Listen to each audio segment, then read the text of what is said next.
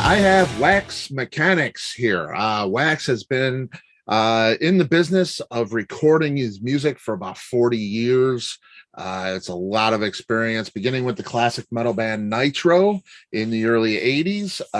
That guy on drums was Tim Wilson, and that is who we have here, otherwise known as Wax Mekanix for his new solo music. Wax has, in recent years, recorded a full-length record called Mobocracy. Just last October, a collaborative EP with the band Troll Teeth called Blunt. It's on Electric Talon Records. Wax recently released a video for the latest single, Head. And yeah, like I say, it's great to have you here, man. Well, thanks a lot. These odd times and the holidays might have put a bit of a delay in what we're doing, but I'm really thrilled to be here. And thanks for sharing me with your audience and your audience with me. Yeah, absolutely. And they're going to be glad to know you for sure. You got some great music out there for them. And, let's start from the beginning. What was it like for you growing up? Was it a musical household? Did you have a lot of music around the house, formal lessons, that kind of thing? No, actually, I was born pretty typical in central Pennsylvania. I was the middle child of 4 children and blue collar family, central Pennsylvania. Shout out to my hometown, which I love, which is a town called Bellefonte. And my upbringing was pretty uneventful. I did all the typical stuff that was going on there. There was really very little art going on in my community and in my household. And I was sort of like the black sheep, oddball, weird artistic middle child. And I grew up in the 60s and the 70s and, was turned on to all the stuff that was on the radio and 45s that we could pick up. And so I was listening to everything from classic rock to pop to a little bit of urban stuff, Motown, those kinds of things. Anything that was on the radio, AM and FM radio in the 45s. And then I started to buy albums when I got interested in my early teens and had my own money. I was buying some typical classic rock records. And I grew up in this idyllic central Pennsylvania town doing all kinds of things that boys of the 60s and the 70s were doing. And it was pretty uneventful. And I somehow got this crazy notion that I was interested in music. So I scraped together enough money to buy my own set of drums at about 13 or 14 years old. In the meantime, I had found a guitar laying around the house and was noodling around on that. And I was always kind of a little bit arty. So I was drawn toward, writing and painting and drawing and stuff like that. So my parents, Fred and Judy, were pretty pleased that I just found something to keep me occupied and out of trouble. But there was no real formal education at all. Sang in the chorus at school, that kind of stuff, and joined some friends playing around when I got my bearings on the drums, and joined Nitro in 1980. Yeah. Wow. Now, when you were noodling around, did you say to yourself, "Hey, this comes fairly easy to me. This is I'm getting this." Was it an instant thing for you? Yeah, interestingly enough, and this is, as sort of supernatural as it sounds, I had this notion that from listening to records that I was buying and just listening to the radio and general osmosis, I was drawn to having this ability to understand how the drums worked. Never had a set of drums, wasn't really focused on it. So pre-teen, I remember noodling around saying, I'd see some things on television, like the Midnight Special or whatever, the things that were on, Soul Train, whatever was on American Bandstand. And I'd see these guys behind the drums. And I said, oh, that's how that works. That's what that sound is. That's the hi-hat. Oh, that's the crash cymbal. There's the snare. And it all kind of came natural to me. And I remember people kind of being surprised that I could play the drums. And first time I got behind a set of drums, it was a friend of mine. And I could kind of play them. I knew where everything was. And that was kind of odd. And I was finding my way on the guitar too, learning some basic chords from folk books. But that came a little harder. The drums were really natural, and it was kind of odd that I could kind of play them before I even had a set. And that was really the thing that stunned my parents was I remember talking to my mom about it. And she said, what do you want a set of drums for? You don't know how to play the drums. You never had a lesson. Oh. Talk to me about this drum thing. So Wow. it was kind of fun. Yeah, that's fantastic. It's a gift for sure. Yeah. I guess I was touched on the shoulder by something. You know, the drums are relatively unsophisticated when you first get started. You have to learn rudimentary stuff. And that kind of stuff I kind of figured out. And I was a bit of an athlete, so I was kind of coordinated too. And I had rhythm as a kid. I always did have rhythm. Yeah. So that was fun. I kind of fell into it. It was a real natural, organic thing. And, you know, at that age, you're kind of looking for something to latch onto that you can do well. And I could kind of do that relatively well right from the start. And it was kind of shocking to me. And it was really, really pleasant. Yeah, definitely. Definitely. Now, what about painting and stuff like that? Do you still do that? I still do that. And, you know, during the pandemic, you and I were talking about that a little bit. I've found some time because we're all busy with all kinds of things. The pandemic freed me up to do some more painting. So, yeah, I've recently, you know, actually offered them up to my audience. So when I was making Mobocracy back in, well, I started making it in about 2015, 2016. And I started to noodle around with the painting again and got the paint set out. And I was painting at the same time that I was making Mobocracy. So there's a set of paintings that I have that are made from the time that I was making Mobocracy, and they kind of go together. They were coming from the same creative space. So, and I've offered that up to my audience as well. And you can find that easily enough, and we can make sure that your folks know where that is. And I also do photography and stuff like that. So for Blunt, I did a few more paintings, but then I started to get back to my photography. So interesting kinds of things happen. Creatively, I was sort of touched on the shoulder to do painting during the making of Mobocracy. So there's a whole set of art that's going with that. And it's all mixed up with the music. And then with Blunt, it was mostly photography. So interesting stuff. I'm really interested in seeing what's going to happen this next time around.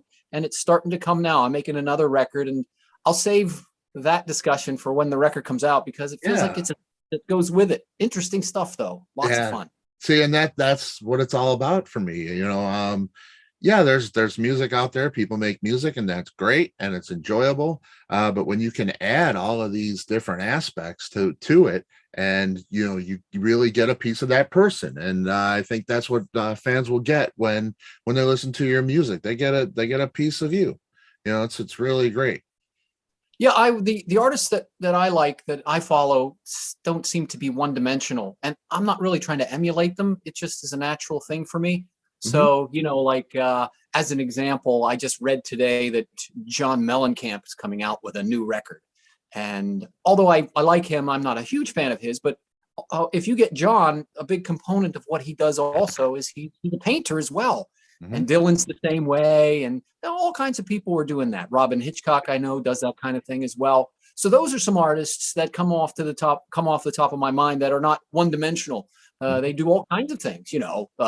Dylan's a welder as well. Who'd have thought? A welder. You know? Right. You know, and Hetfield from Metallica is a car guy. He works on cars, and he's a hunter. So those things are great. Yeah. People aren't one dimensional, so I don't feel one dimensional either. Yeah, that's pretty great. And the first person that comes to my mind is David Bowie.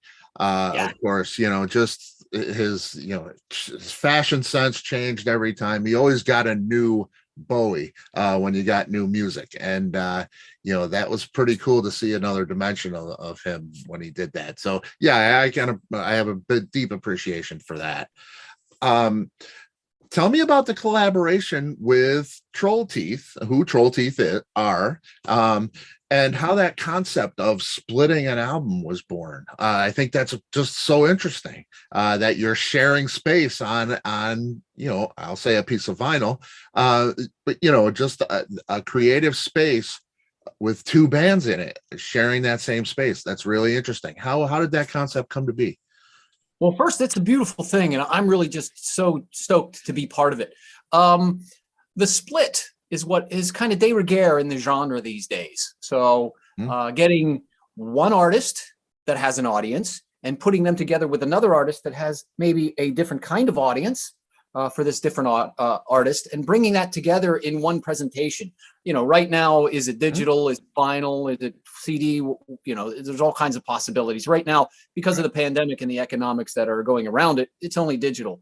Whether there's going to be physical or not is yet to be determined, and we'll let the record company, Electric Talon, figure that out. But that said, the way that it happened was in 2020, I released Mobocracy, which was a solo album that was just me. And that was doing pretty good. And I was getting a pretty decent response from it. And the natural question is from the record company, so what do you want to do next? Right. And then I asked them, well, what are the possibilities? And we went down the list of things that could be done, release a single, do another album, do some live stuff, or you could do a split. And I had never done one before. Now I'd heard of them and was a fan of them, and I thought that would be great. But the next question was, okay, if we do a split, who do we do it with? Right. And I had recently listened to Goes Nowhere, Does Nothing, which is a Troll Teeth album, and they're a label mate, and loved it. It's heavy, it's stoner, it's meaningful, thoughtful lyrics, all the kinds of things that I liked. Doomy, got this little hint of Sabbath going on with some other interesting stuff. Thought it was really compelling. And I knew the guys casually. And so I talked to Stephen Burdick, who heads up Electric Talon, and I said, well, is it possible to do a split with Troll Teeth? Troll Teeth is a trio from New Jersey, and Electric Talon's in the Philadelphia area, and I'm in the Philly area as well. So we're all kind of geographically located together. And the next thing we know, Troll Teeth says, sure, let's do this. And Mo, who's a leader of Troll Teeth, and I chatted up a bit, and Thud's the drummer, and Pretty Boy the guitarist at the time. We got together and took some photos, which you see, because of the pandemic, we didn't get a chance to hang too much. So it's a lot of this communicating on the internet and, on the phone and that kind of stuff. But we did get together to take some photos and hang out a little bit, which was great. So we've got their kind of stuff, which is this doomy, heavy, stoner, thoughtful, compelling, thematic, interesting lyrical stuff combined with what I was doing, which was not that. And so we got our things together in early 2021. And then in October, we released it, and it's called Blunt. And we like that because there was a duality to that word.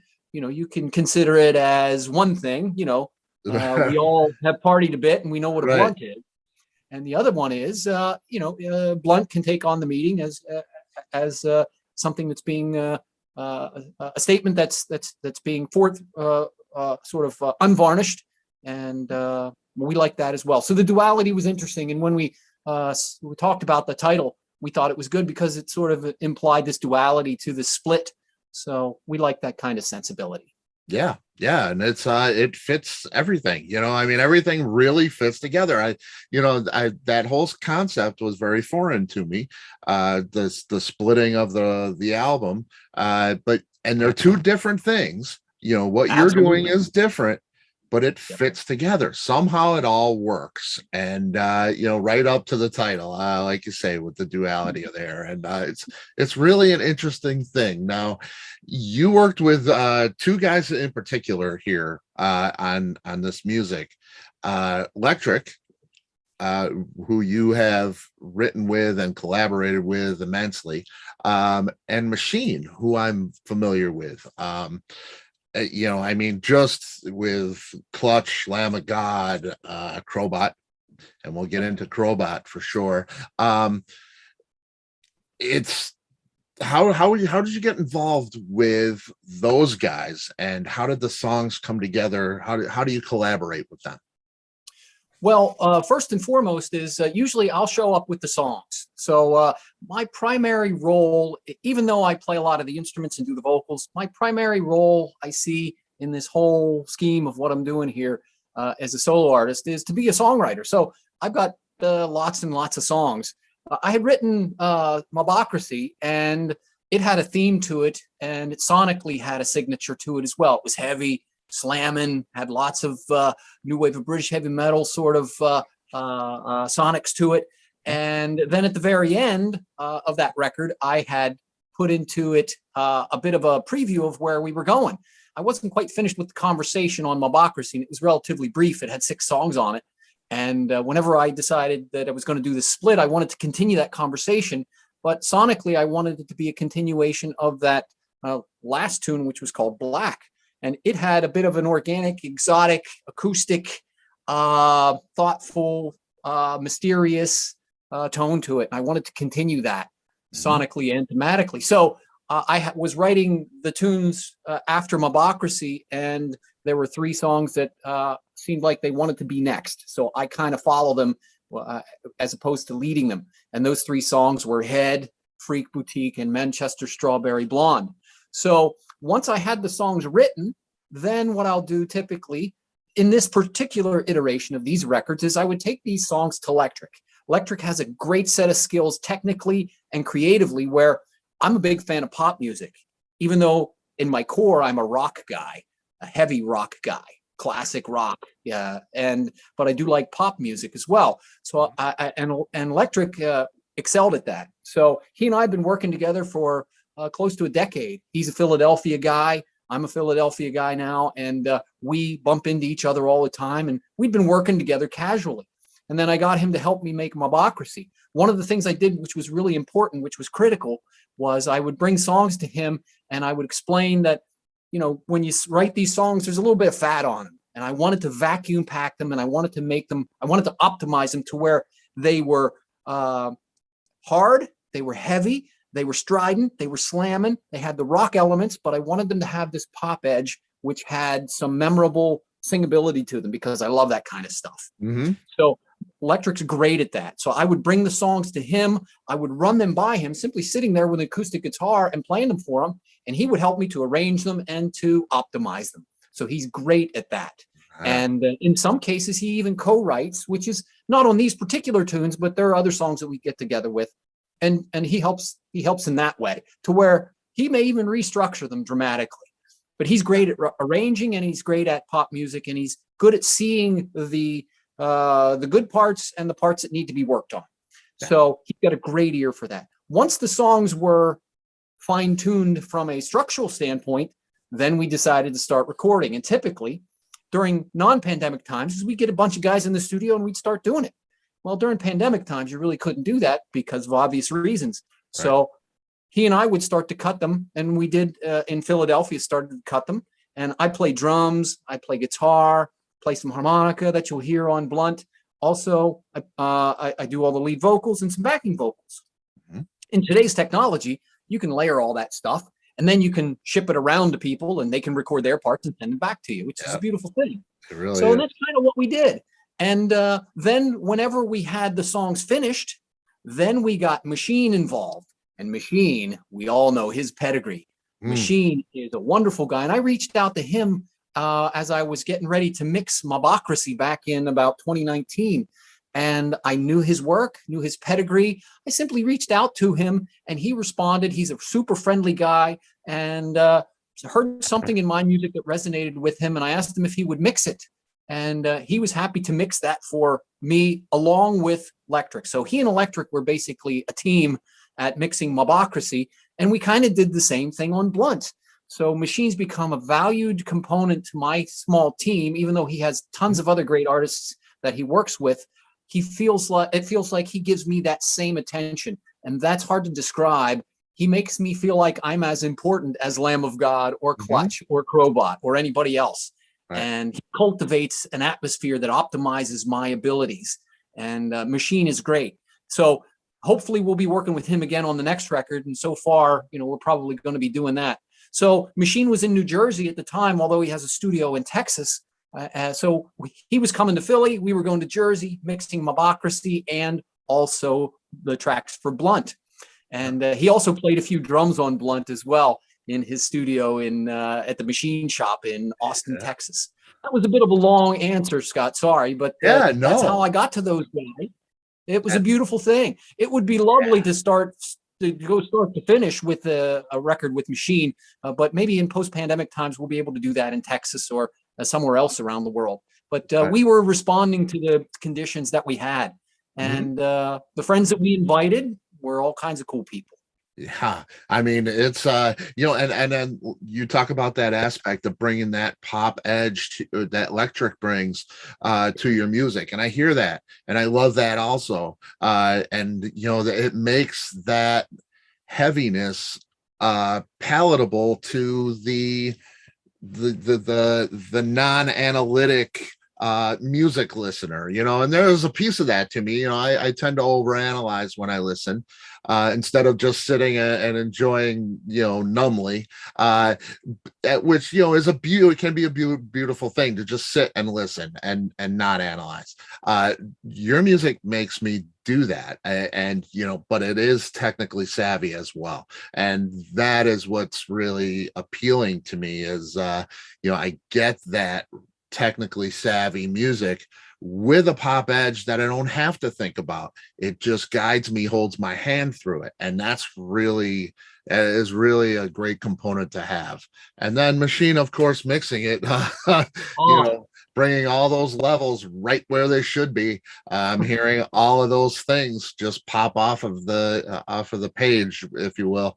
It's brilliant. It really is. I'm still three feet off the ground from working with him. Yeah. He is so easy to work with, and I am literally still buzzing from working with him. I have to pinch myself, to be honest with you. These are the records that I've always longed to make and dreamed of making, but never thought they would be attainable. And Machine and Lectriq, they basically form a pretty good team because they're both sharing those duties, and they do it together. And it's a wonderful thing. And yes, I wouldn't be making records of this quality without those two. I've said it before, I feel like the weakest link in the chain, which is a great place to be. I don't know if I'd say that, but I mean, together you guys are brilliant, really. It sounds great, everything you're doing, from all aspects. Brandon Yeagley and Chris Bishop from Crobot, you've worked with, and I had the opportunity and the honor of speaking with Brandon a couple of years ago when their first record, maybe second record, came out.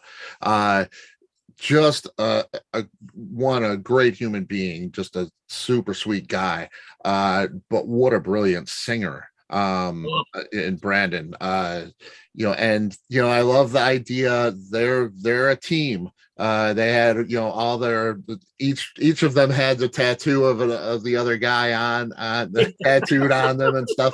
They're a family. They were really a tight group, and I think that showed in their music. So having those guys, did you get in touch with them through Machine? Is having them involved with the record?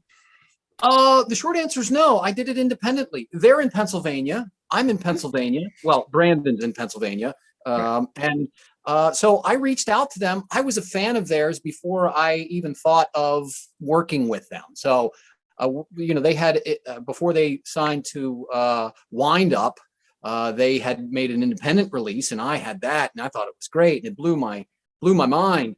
And before I knew them, I was just so proud that they were Pennsylvania band at the time, and they were doing this great heavy rock that was blending excellent performances all around, and all these elements that I loved. They were groovy, they were funky, they were heavy, they were poppy. They had all kinds of elements that really just resonated with me. So once I decided to make my record, I just reached out to them. I reached out to Brandon and explained, how I liked their stuff. And, he's a super friendly guy, and bright and approachable, and as the most unpretentious guy that you could possibly want to meet, especially wrapped up in such a talented guy, which is just breathtaking. And I explained to him what I was doing, independent of Machine, because I hadn't talked to Machine yet, and asked Brandon if he'd like to sing on him, not thinking he would even entertain it. Explained that I was in his general area, and said, if you're interested in this, here's what I'm doing. And he was friendly as could be and said, yes, I'll be involved. And he sang backing vocals on all of Mobocracy and even helped me to co-write one song on there. He and Bishop co-wrote Black with me. And once Brandon was involved, I asked him if he thought Bishop would be involved. And Bishop, as friendly and as bright, as talented, stunningly talented, those guys, and so friendly and such a cool hang. I would wish everybody could experience how cool that was. I was trying not to be too much of a fanboy, and I've since toned that down, but it was just, it was another pinch myself moment So they are all over Mobocracy. They co-wrote, Bishop and Brandon co-wrote Black with me, and I invited them to be on the tunes on Blunt. So they're on Head, and they're also on Freak Boutique off of Blunt. And I talked to Brandon yesterday and said, hey, man, I'm making this new record. You want to be part of it? And he goes, anytime, buddy, anytime. So, the gift, it just keeps on giving. So I'll dial it back a bit and simply say that I am humbled by their involvement, and I've learned so much from them. And it was just a dream to be able to have them on my records and to sit and co-write with them. I love their records, and you know them as well. They're super nice guys, and there's such an upside to this whole thing with them. I love them, and I appreciate that they've helped me, and I'm looking forward to doing more with them. Yeah, and so are we, for sure. People who don't know Crobot, please go check them out. Brandon just blew me away when I heard that music and that voice. It's electrifying. It really is. He is, without being too hyperbolic, he is one of the best vocalists, rock vocalists of his generation. I will say that because I've been doing this for a little bit of time, and I know what is good and what's not, relatively speaking. This guy is breathtakingly good. He's talented. It's natural.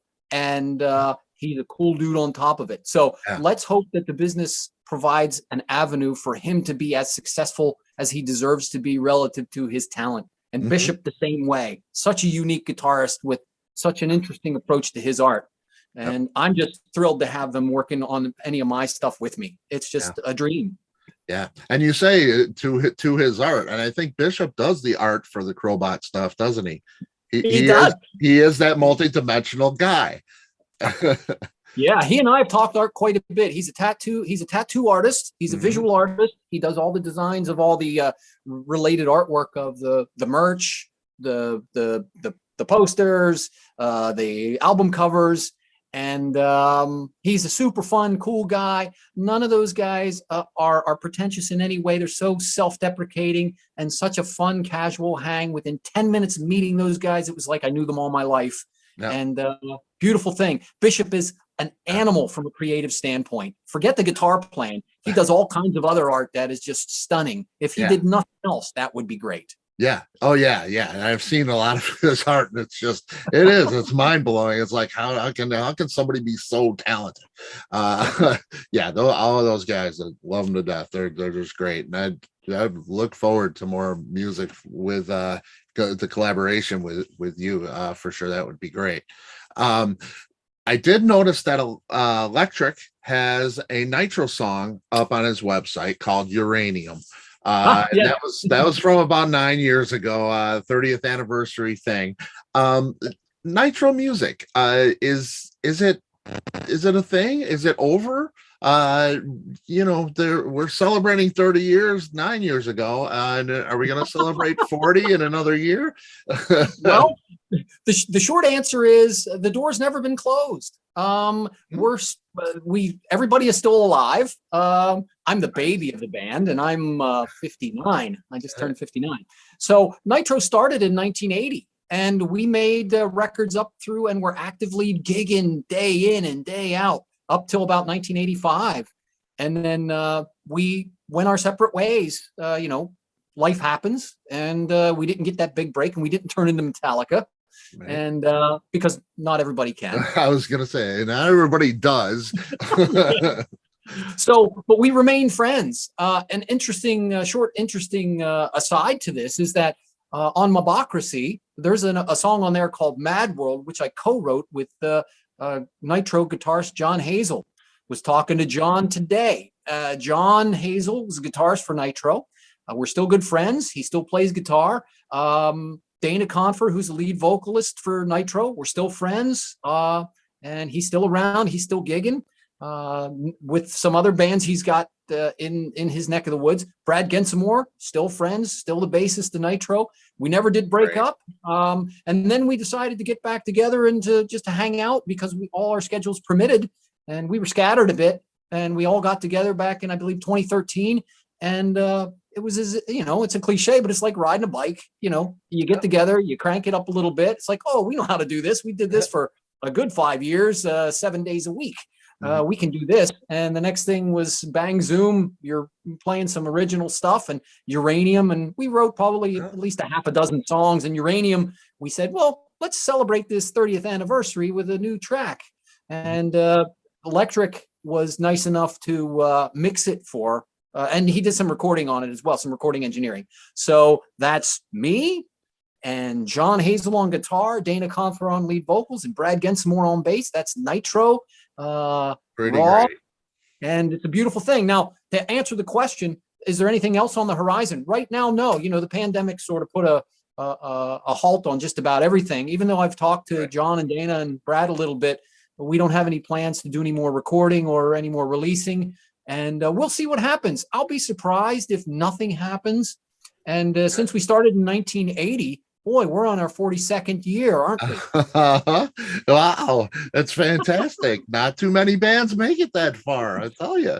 Yeah, love those guys. We're a family, and that's not going to change. And whether we're going to get together again or not, I'm not sure. I know that I've reached out a bit, and this was pre-pandemic, and said, hey, you want to do some more stuff? And it was like, yeah, let's see if we can find a way to do it. And, you know, not promising anything, but I know that if we were able to do that, you know, grease the wheels a little bit, there'd probably be some more music coming out of it. I'm going to try to make it happen because I love doing it, and that's a huge part of who I am and what I am. And Nitro is a very focused mission statement. Nitro is guitars, bass, drums, and howl and stride and slam and crank to 11, influenced by new wave of British heavy metal. That was what we were. We were taking all that stuff in and reflecting it back with all of our influences.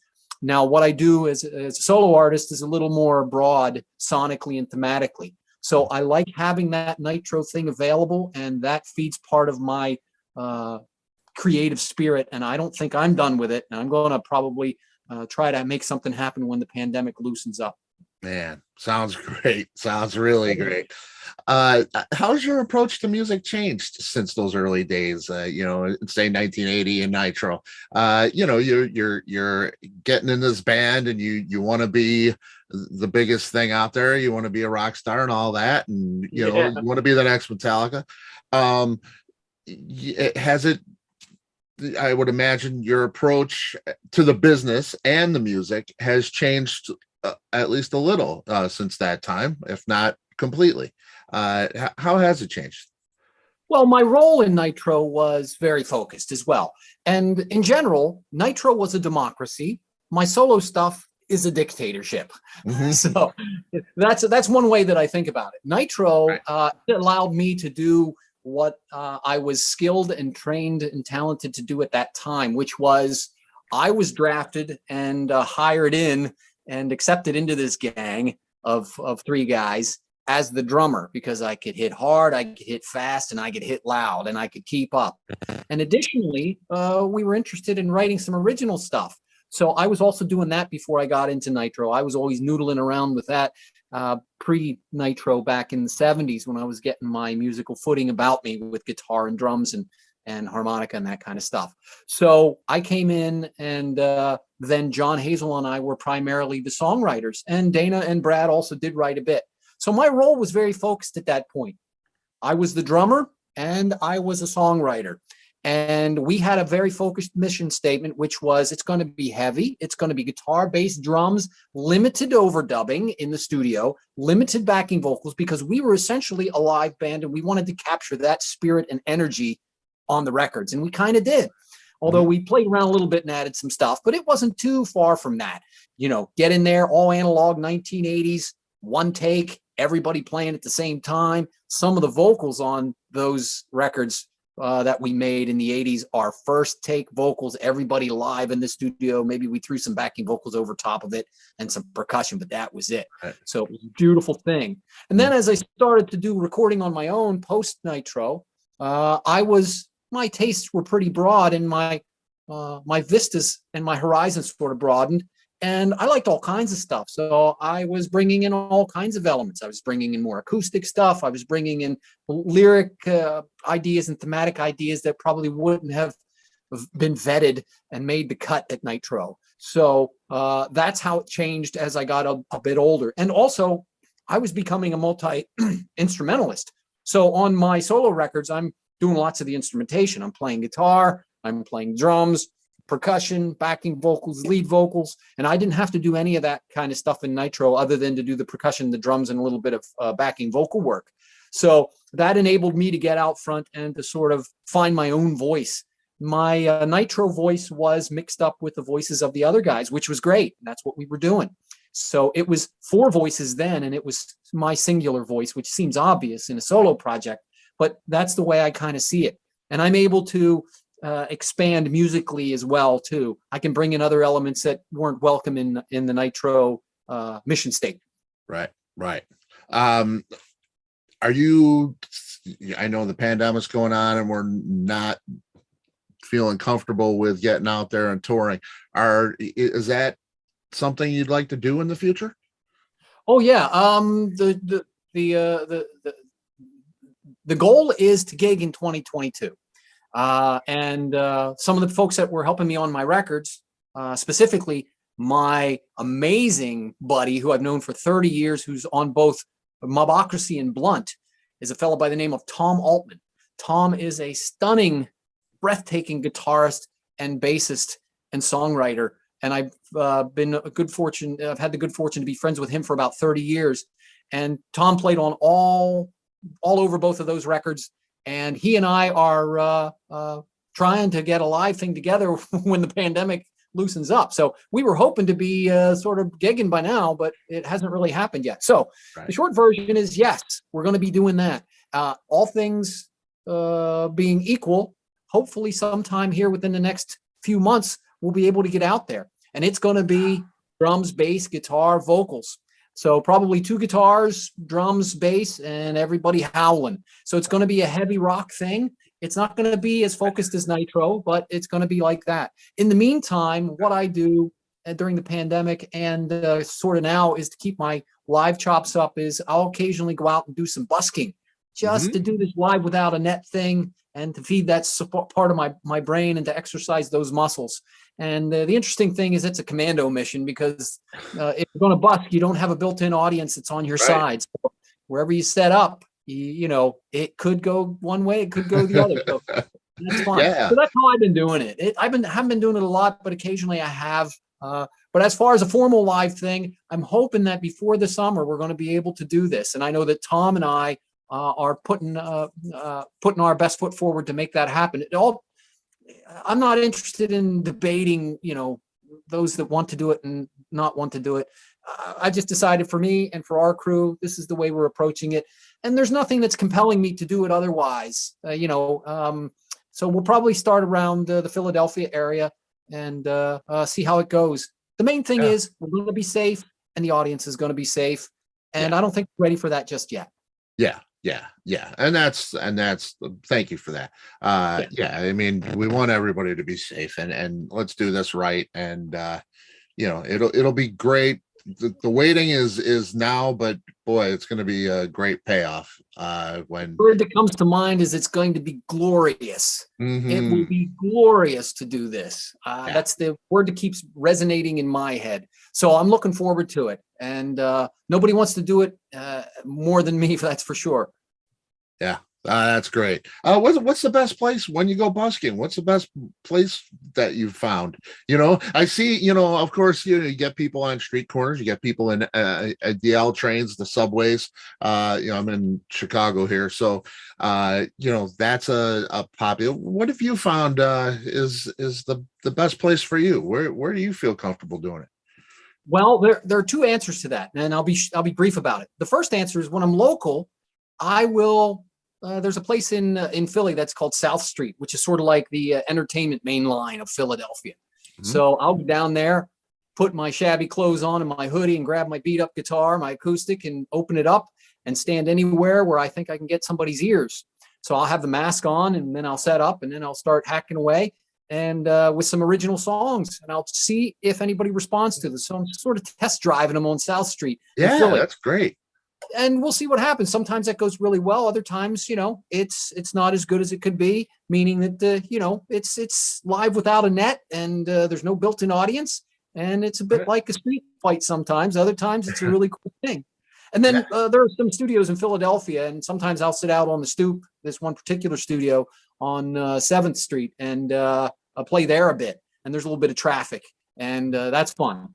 I also have a Clark Kent that I do other than music, and that takes me around the world. So over the past, couple of decades, I've played in all kinds of cities and all kinds of places all over the world, in Europe and in South America, in the Far East, and all over the US, Mexico. If I can take my guitar with me, and if I find myself in a fun city, that's a real anonymous thing. So, I'm not really well known anywhere, frankly. So it's fun to do that.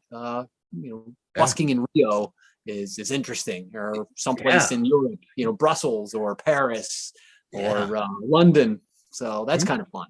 Yeah, I would imagine so. And, it's challenging. It can be disappointing, but boy, I bet it can be really uplifting as well. Well, there are two sides to this whole music thing. One is, and I use different sides of my brain for each one. One is the creating and the getting it right and doing it in the studio, making records. Let's call them that. So making records is one thing. And performing live is a whole other thing, and it takes a whole different set of skills. And if you approach it the way that I do, I approach it differently. So I approach the studio as more of an exacting, creative, highly charged situation where I have to be focused. And playing live uses a whole different set of skills where I can sort of relax and I can be a little more adventurous. And it's more of a sporting event. It feels like a sporting event, where the other things in the studio feel more like an academic test of some sort. Right. Yeah, well, that is a great way to look at it. And as a fan, I think I listen that way as well. When I listen to a record, I expect that, the mix to be good. I expect everything to sound the way it should, and sharp, and technically sound. And when I go to a live show, I just want to have fun. You know what I mean? I want it to sound good. I want to enjoy. But a mistake's a mistake. Have fun with it. It's I like it loose, and I like it a party and a good time. I like to see the performers having a lot of fun. So yeah, I totally understand that aspect of it. But I would love to see a tour. I'd love to see you here in Chicago. That would be fantastic. I hope we can make that happen, man. That would be great. Ideally, that will happen, and it really does depend upon when we can get out there. And we've got enough, I guess, pedigree that will probably get us just about any city that we'd want to go. But it's a matter of finding out what that timing is. And we're all kind of inventing this and navigating it to the best of our abilities as performers. But yeah, if it does happen the way that I think it will, then 22, 23, I wouldn't be surprised if we didn't show up in Chicago somewhere. Fantastic. I'm looking forward to it, my friend.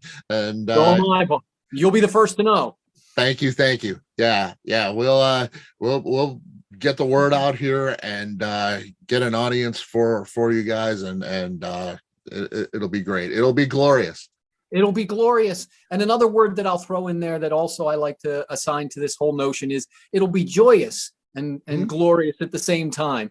Even though that seems like hyperbole, when we have these tribal experiences at live gigs, and we've been denied these for a couple of years. I know that I have, and there are people that are out there trying to do it. And boy, I applaud them, but I want them to be safe.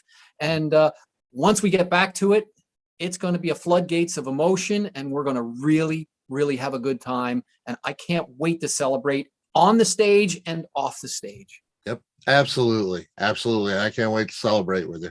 Yeah, let's keep in touch, and I can't wait to see you, man.